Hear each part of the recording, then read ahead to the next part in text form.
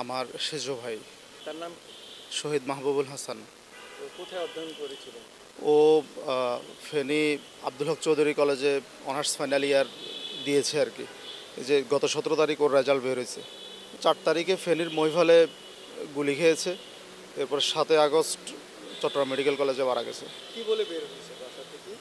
ও আসলে আমরা তো পারিবারিকভাবে সাধারণত সবাই মা বাবা বড় ভাইরা নিষেধ করে যাওয়ার জন্য আন্দোলনে, কিন্তু সে বলতেছে যে ঘরের ভিতরে অনেকেই মারা যাচ্ছে, আমাদের থেকে মেধাবী যারা আছে এরা মারা যাচ্ছে, আমরা যদি মরে যাই দেশের জন্য কোনো সমস্যা নেই, এটা বলে চলে গেছে। তাকে দাফন কোথায় করা হয়েছে?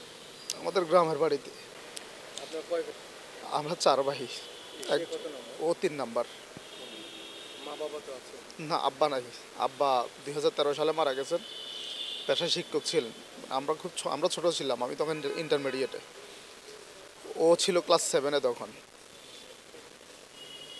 আমি নিজে টিউশন করে করে নিজে পড়ালেখা করছি, ছোটো ভাইদেরকে পড়ালেখা করাইছি। আমার মাস্টার্স শেষ হয়েছে 2018-তে। ও ওর বড় যে মানে মেজো আমার ছোট যে, ও চট্টগ্রাম বিশ্ববিদ্যালয় থেকে অনার্স মাস্টার্স কমপ্লিট করেছে। ওর রেজাল্ট বের হয়েছে অনার্সের এই যে গত 17 তারিখ, কিন্তু আমরা রেজাল্ট ও দেখতে পারে নাই। ও হচ্ছে যে কোনো কথা বললে শুনতো ছোটোবেলা থেকে, যেহেতু আব্বা নাই, আমি বড় ভাই হিসেবে যেটাই বলতাম সেটাই শুনতো। সবচেয়ে বেশি হচ্ছে ও মারা যাওয়ার পর আমরা যারা উপলব্ধি করছি, ও খুবই ধার্মিক ছিল। মানে আমাদের ফ্যামিলির অন্যান্য ভাই, আমরা যে 4 ভাই আছি, 4 ভাই থেকে ও আমাদের থেকে একেবারেই ভিন্ন ছিল। 5 ওয়াক্ত নামাজ পড়তো। এই গত রমজানে ও এতেকাফও ছিল।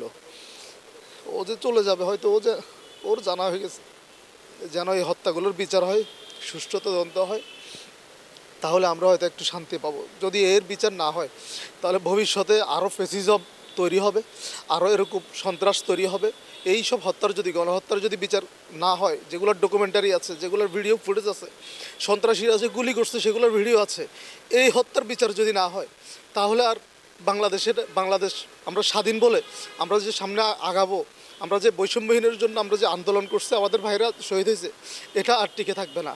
ওদেরকে টিকিয়ে রাখার জন্য, ওদের স্মৃতি ধরে রাখার জন্য হলে আমাদেরকে এই হত্যার বিচার করতে হবে, বৈষম্যহীন বাংলাদেশ গড়তে হবে আমাদেরকে।